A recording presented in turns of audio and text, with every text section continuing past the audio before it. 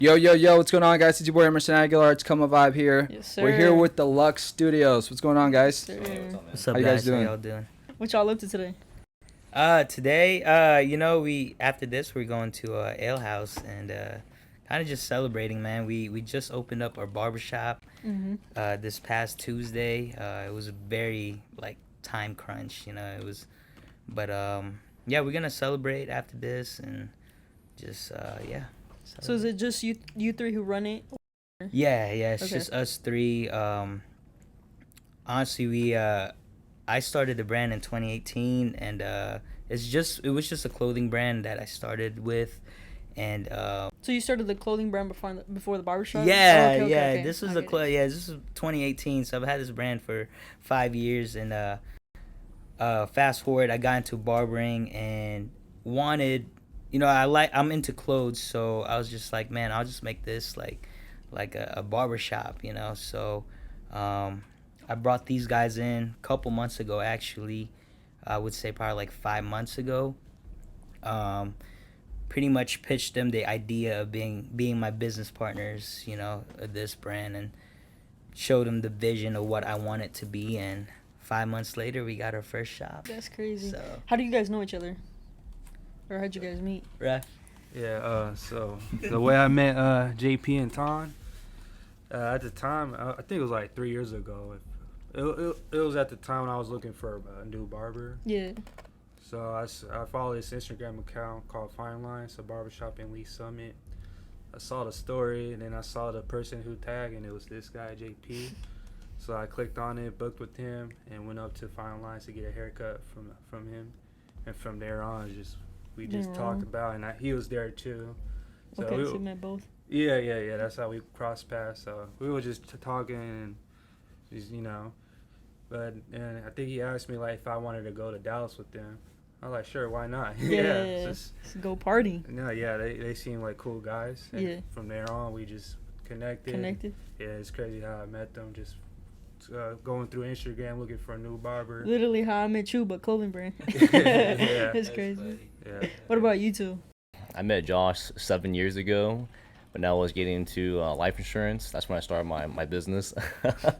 It's so funny because me, I'm kind of like an awkward person. So the first time when I was meeting JP, I walked up super close to him. I was like, "Hey, my name is Ton Chu." And I shook his hand, and from that day we just connected, became very good friends. So that's how we met. So you said you started in 2018 clothing brand. How far apart was that from when you started barbering? So I got into barbering probably about almost 4 years ago. What? So I was cutting illegally for a long time, all right, y'all. So I tried to do the apprenticeship thing, but got screwed over that. So I ended up going back to barber school, and I finished in October, and then got the license in May, pretty much. Passed all my tests and all that stuff. But from the barbering to clothing, I went back to school literally last year. Okay. So it was just not too long ago, Not guys. too long ago. Yeah. But the clothing side of it, I've been pushing since, like I said, 2018. So I would say 2020 is when I started. You know what? I'm just going to make this a one thing, because to me, hair and fashion go hand in hand, you feel me? So by looking at people's hair or the way the way they have their style, you feel me? It's like you don't even gotta say nothing. You just be like, yo, I can gravitate. I can tell how he is. You know what I'm saying? So even like I said with the hairstyle, especially with somebody with a mohawk, you already know what type of music they're into just because of the hairstyle. So to me, like I said, fashion and hair, they go hand in hand, man. So. And you had to get your license to start up your business, or? Yeah, to open up a barbershop, oh, definitely you need to have a license, all that stuff, and that's just the hardest part of being a barber, is getting that license. You get to pass the test, and I'm not very good at tests, but I knew what the end goal was, so I had to do the work. What was the first step you took to open up a business? Because obviously the first one was to get your license. Yeah. I mean, honestly, I didn't even plan to open up a shop probably a year or two from now. The opportunity just opened up, and I feel like when the opportunity presents, like, you just have to be ready to take that leap. It was scary, okay? It was hella scary. I had to bring these guys, run the numbers with them, and if it made sense, and it made sense, you know. So I mean, it's not like I just started cutting last year. I've been putting the work for the last 4 years, you know. So I had already a pretty solid clientele, and the location that we end up getting is man, it's a good first location. Damn near 1,500 people living right above us, so you know we're just below, and they're making 500 more units right behind, and there's big businesses around that area. So it was a no-brainer, and obviously, you know, we had to make sure we were all on the same page. And also I have another barber in there, Eric, one of the coolest barbers I know. He cuts my hair, so shout out to my boy Eric. He cuts in there with me, and yeah, if it wasn't for him, we weren't gonna make the move, you know, because it just wouldn't make sense to be just having one chair in there. So was your name your first when you first opened up your first barbershop, was it the same name that you guys have now, or a different name? Oh, I didn't. This is our first barbershop. Oh, for first barbershop? Yeah. I was working at other barbershops. I worked at okay. Fine Lines. Shout out to Josh. Prejean does tattoos. It's a tattoos/barbershop. And I worked at 1 Million. So, that's tattoo. It's a tattoo shop and a barbershop. Oh, yeah. So, and I worked at 1 Million. And I told George, the owner of 1 Million, you know, this is the last shop I'm going to before I open my own, you know. So, and like I said, the opportunity opened, and I was like, let's go for it, you know. Have your parents always been supportive about you going into barber? You know, yeah, definitely. When I told my dad that and my mom, they were very excited for me. In the beginning, like when I was like 18, I almost got into like the army and stuff. They were very excited. So long story short, when I was young, I did a lot of things. I did insurance with this guy. I did car sales. I in retail stores. So pretty much my whole life, I've been in the retail side, sales, you know. But when I told them about it, they were very excited for me. Yeah, they were just very excited for me. And obviously, as a parent, you know, they wanted me to make sure I was all in on it, because prior to that barbering side, I did jump to a lot of careers, you know. That was just me finding my niche. Yeah. And I think that when you're young, I think you need to try out everything and risk, especially if you don't have no kids. Like, you need to just do everything, and that's how you'll find yourself. And that's how I got into barbering. Was I like looking good. I like making people feel good. I like to dress how I like to dress, and that right there was like, okay, this is it right here for me. Hair will always grow, so I'll always be and I always have business, jobs, you know, especially these days with AI taking over. It's like there's two things I know you need to be very good at. Either you have a high income skill, okay, a skill set that nobody can take away from you, or be really good at selling things, sales, because that's what the world runs in. So if you're good at those two things, you're going to be fine. How'd you guys come up with your name? You want to tell them that? Yeah, I'll tell the story, man. I feel like I'm the only one talking. So the name came about, I remember one day, I was kicking with Josh. I was actually sleeping, right? It was like early in the morning, and like he woke me up. He said, Ton, wake up. I was like, dude, I'm sleeping right now. Like, why are you bothering me for? You know? He's like, I came up with this cool logo, you know? I was like, okay, what's the logo called? He said, Dé Luxe, or Dé Luxe in French, you know? Yeah. So that's how the name came about. And like, here we are, you know, a few years later, we have a barbershop, we have a clothing brand, so it's coming to fruition, you know? Yeah. Yeah. It's so funny because when I came up... Oh, you want to switch somewhere? Well, here you go. Oh, when I came up with that name, I just had it on my notes pad, you know, and I was like, man, that looks cool, because I was looking at other brands, like, I like that line across, that's cool, and like the little comma thing on the top. Let me put that real quick, and I put that. I was like, yo, this is it. Yeah, I wanted a brand that had like that Louis Vuitton, Gucci vibe, you know, like the high brand luxury vibe. So I was like, man, this is it. That's why I woke them up. I was like, dude. And I had prior to this brand, I had a brand called Originals Apparel. I sold that to Israel in Vegas, and he's running that now. But I had those two brands for a while, and I was like, I just wanted something a little bit more foreign, you know? Mm-hmm. So that's how the brand came. It was in the basement. In the basement. What does the name mean to you? To me, it means like, okay, growing up, I didn't have the finer things, okay? I was adopted in Davao City, Philippines. My biological parents died, and my parents took me in when I was young. So growing up, I didn't have the finer things, you know what I'm saying? I always want the good stuff, you know? So that's what deluxe to me, just having the best of the best. Yeah. Whatever it is, it can be anything, you know? Just having the best of the best, yeah. Yeah. Sorry. What do you guys think of the name? What was your first thought? All right. Oh, go ahead, man. I like the name.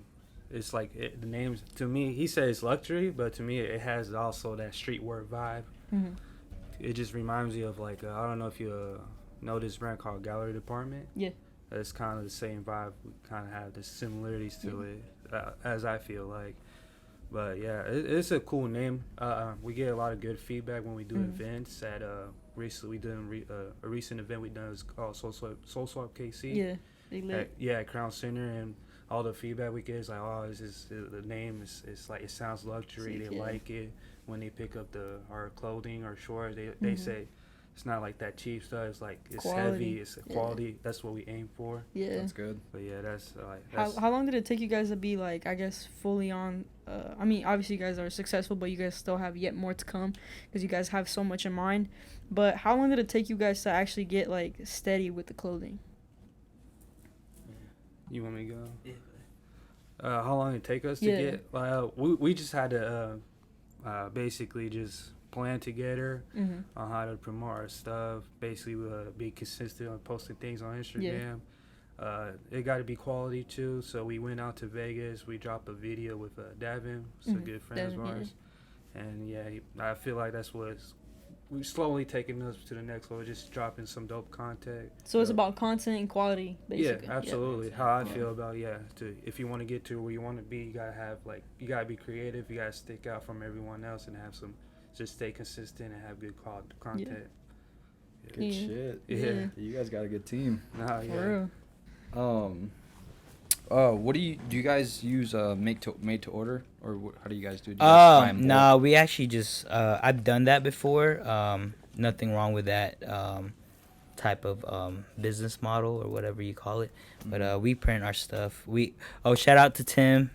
Tim does our printing and stuff. He does very good quality work. He's been doing it for 20 years. So we go to him. We order our stuff and then print it, and then take hard. pictures of it. Yeah. Do you guys see yourself opening up like a store eventually, your clothing store brand? Oh yeah, for sure. I mean, like, my vision is to have like the clothing inside the barbershop. Yeah. You know what I'm saying? So we can get that fresh fade, that butter soft fade. Come to the merch side. Maybe put one of these on, a couple of the shirt. Hey, I'm gonna rock this in the club. Cool. So that's the plan. I got bigger plans than just like, having just the clothes. The clothes is perfect. We're creating a culture and a community. So I was just talking to my boys that I do want to open up a barber school down the road, and I don't want to spill all my plans, but that's one of my goals, to open up a barber school and give back to the community for sure. You feel like giving back is important to you? Oh, most definitely, man. It's definitely on the top of our list. If you go to our website, on our About Me, that's one of the things I put on there, is to give back through the community with this brand. I think it's very important to give back to the younger, just to give back. You know what I'm saying? It's good for everybody, man. You can't forget where you come from. You feel me? So, like I said, I grew up in a third world country, man. Like, I'm not supposed to be here, and my parents took a chance on me. So, like, I owe it to them, because, they're one of the most giving people in the world. Yeah. So for me to be able to give back, like that feels good, you know, Yeah.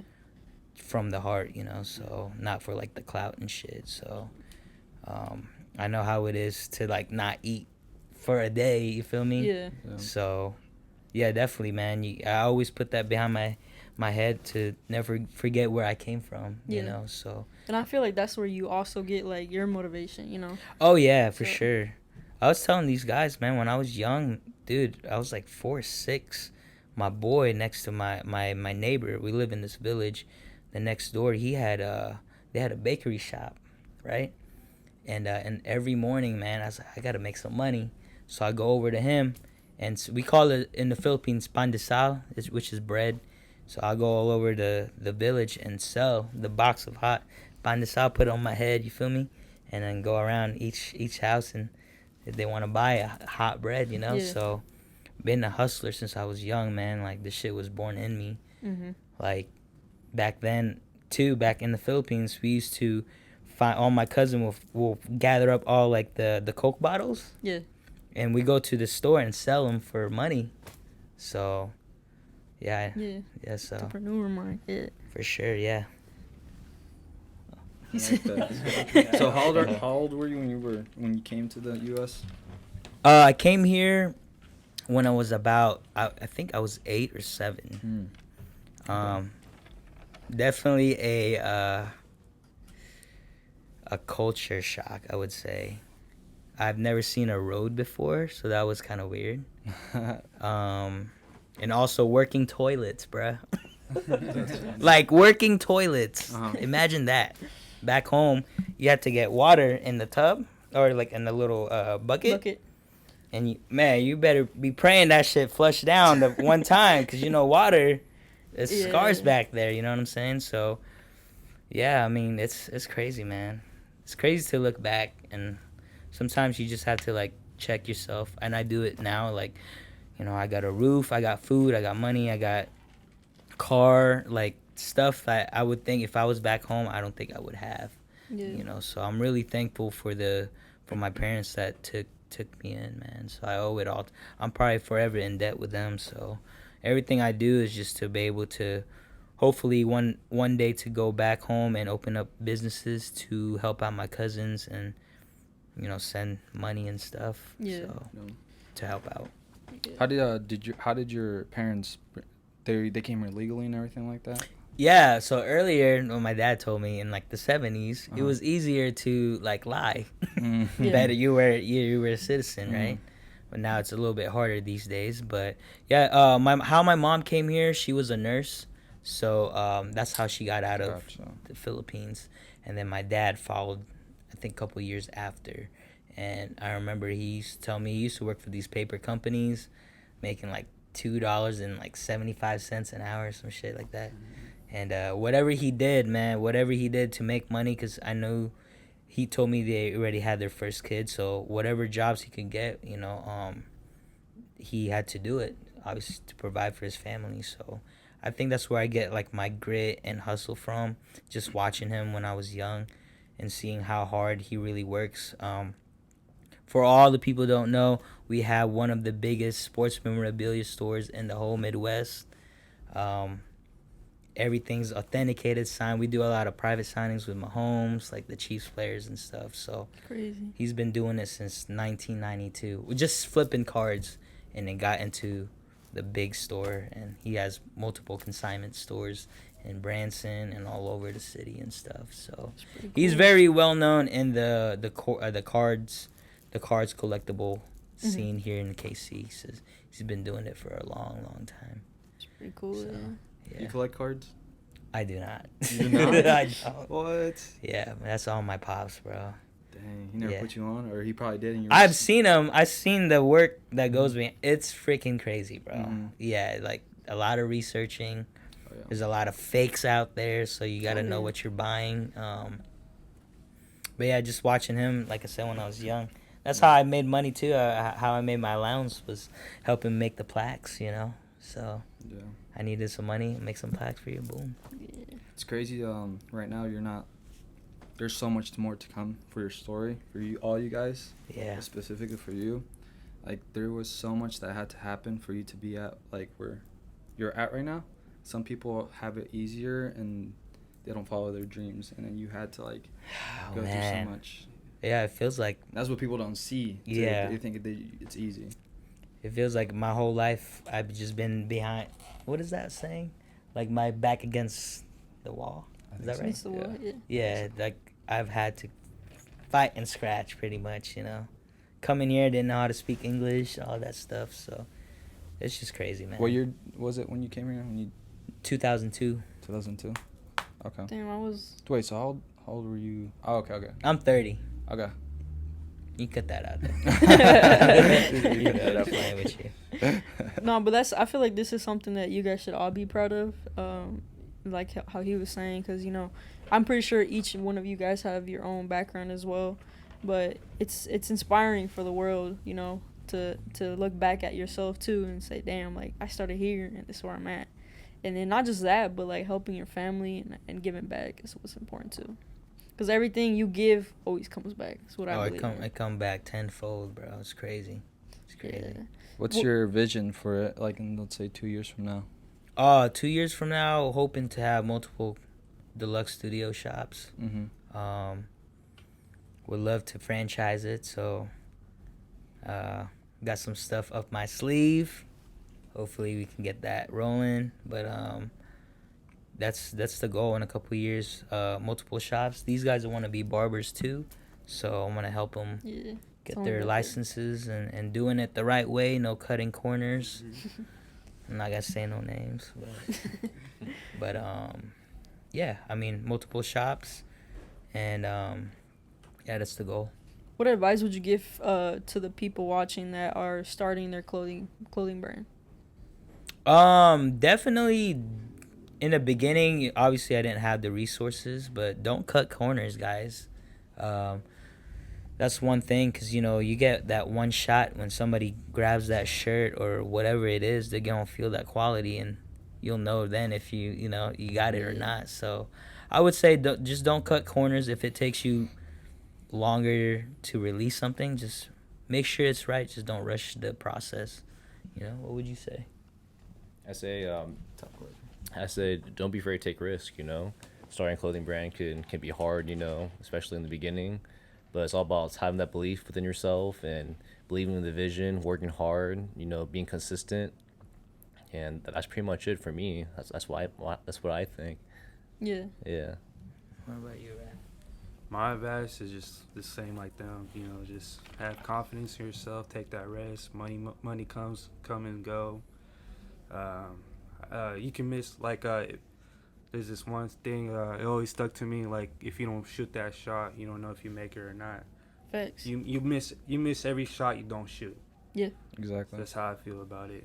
But yeah, that's basically, just be confident, stay consistent, believe in yourself, take the risk. Money comes and go. You have people that support you if you're down for a bit. But yeah, just basically the same as the Consistency. Yeah. What about for these young barbers? Advice for the young barbers coming up. My advice for the young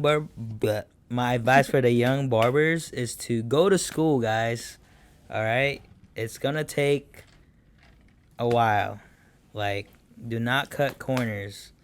Go to school, get your license, take the test, and be legal out here. All right. You want to do it the right way, especially when you're wanting to open your own shop. Because to me, like, I love cutting hair. I don't think I will ever stop cutting hair. But I don't want to be a slave behind that chair, you feel me? So if you want to be business-minded and open multiple shops, you got to go to school, doing it the right way, take the test, pass it. And my advice is to not quit, too. You know, cutting hair it's like singing, right? Not everybody can sing, right? Yeah. So it's the same thing with barbering, you know. It takes time, it takes repetition, and you got to put in the work. It's not going to happen overnight, you know, unless you just got it like that, you know. So take the time, educate yourself, go to the hair shows and network, you know. That's what I would tell a young barber that wants to get into the industry, for sure. I know you mentioned you were cutting hair before you got your license, right? Yeah. So where did that come from? Were you just cutting your basement? Or yeah. I was telling these guys, man, I can't believe a couple years ago it was just kind of my parents' basement. Parents' basement? Yeah. Just cutting out family members and stuff Yeah, like that? whoever I could butcher up. My dad was my first one. He slept in the chair for like 2 hours. He's like, "You done yet?" Like, "No, I'm not."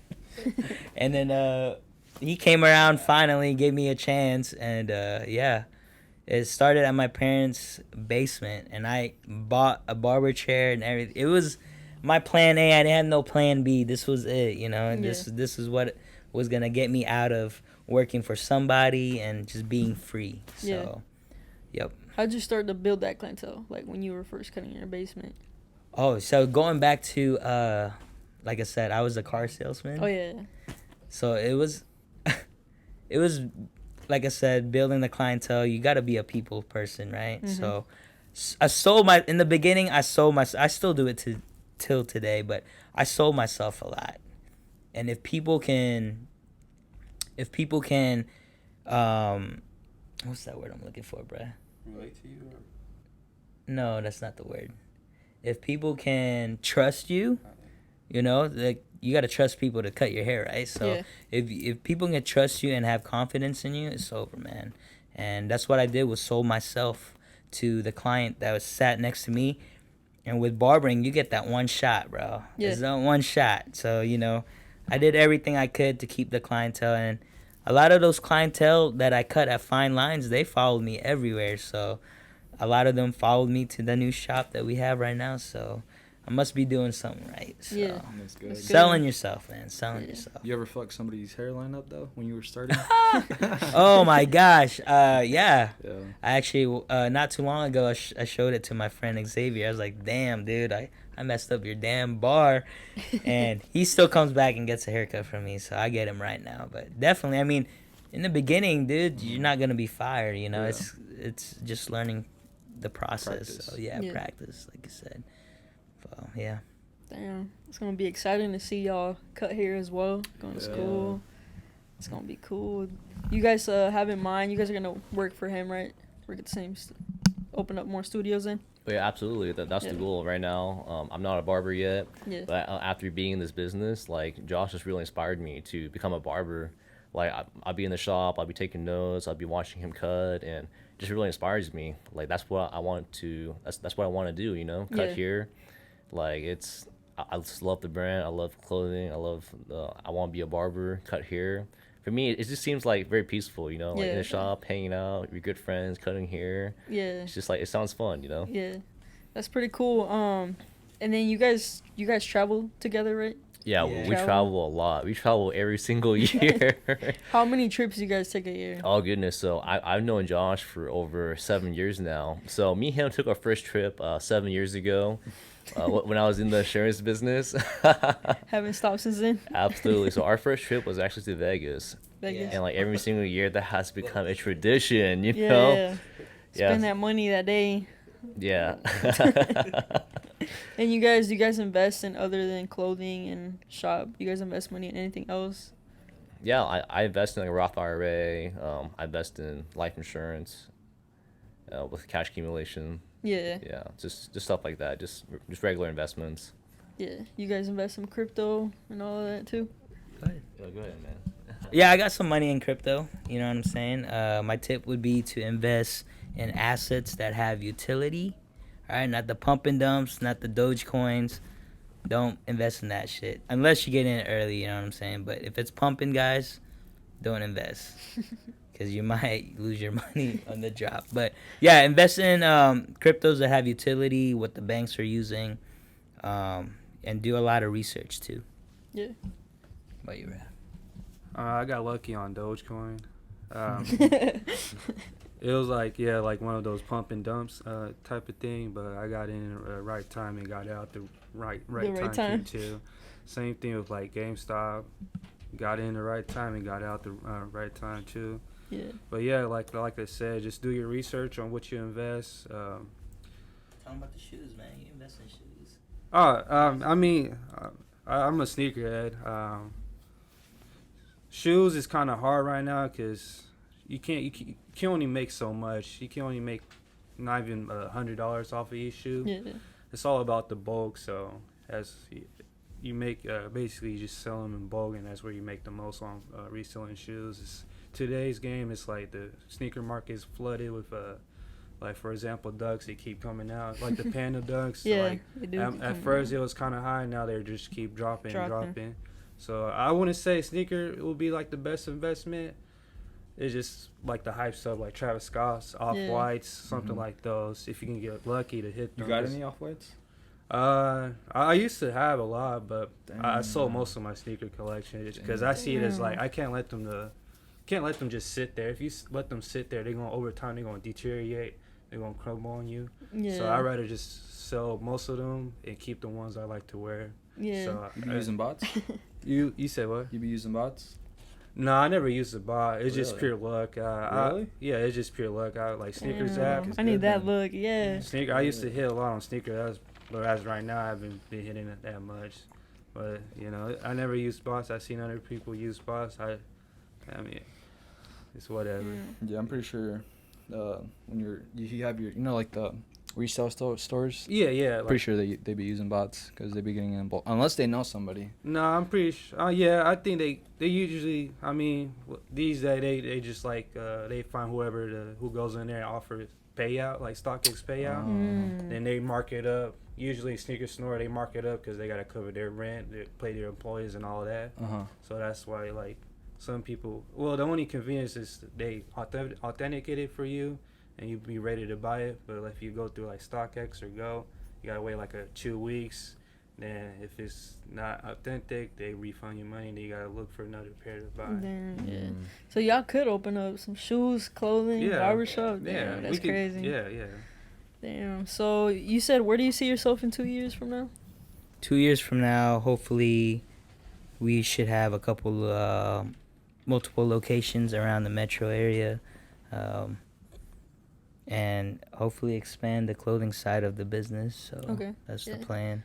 Where do you guys see yourself in 2 years from now? In 2 years, I see myself becoming a barber. I see the brand itself becoming very big, having multiple shops. Perhaps Lux being like super well known throughout the whole state. Yeah. And to the point where we can be in fashion shows and et cetera, et cetera. Mm-hmm. So Yeah. that's where I see the brand. Okay. That's good. Myself, what I see in 2 years, also becoming a barber. At first, I didn't think about becoming a barber, but he said I have like the swag and all of that, and I was like, hey, you're not wrong. Like I do have the swag and all that. Like I know like sneakers and all that. Like, I could relate to like a lot of people like about the sneaker stuff, sports stuff. Like I'm a big boxing fanatic, so Boxing. I like talking about boxing. But yeah, that's why I see myself becoming a barber, because I look at it as like barber as like an art, not even a job. Honestly, it's like an art. Like to me, like the clippers is like a pencil. Like I used to draw a lot back in the day, like middle school. I used to draw a lot like anime stuff, like Dragon Ball Z, Naruto. Those are mainly I draw like Goku, Vegeta, and I would draw like Naruto. That was like my favorite character watching those. But yeah, that's what I see myself, is just becoming a barber, seeing the brand like more recognized, selling out more, coming out with more fire merch. That's what I see. I mean, we're excited for you guys, what the future brings for all you three. We hope to have you guys back again in 2 years and look back from today to that day. Yeah. But that shit finna be blown up. That shit finna be because the fire. quality looks good, and like you said, it's got that little like gallery and like Louis Vuitton vibe. Yeah. As long as you guys keep putting that content out like you guys did with the latest one, that shit is fire. If you guys keep doing that, You already know it's coming. It's only up from here. It's only up from here, baby. But it was a pleasure to have you guys talk about you guys, what you guys bring to the table, the merch, the barbering, and much more to bring. So make sure y'all stay tuned with the Up Studios. Make sure y'all go subscribe. You guys, that's my bad. Subscribe. Make sure y'all go leave a like. Make sure y'all tap in with their links. We'll link down below. Oh, you got anything to say? Nah, just pretty much you said. Make sure you guys leave a like and subscribe. Comment down below if you have any questions, and we'll see you guys in the next one. Peace out. Peace.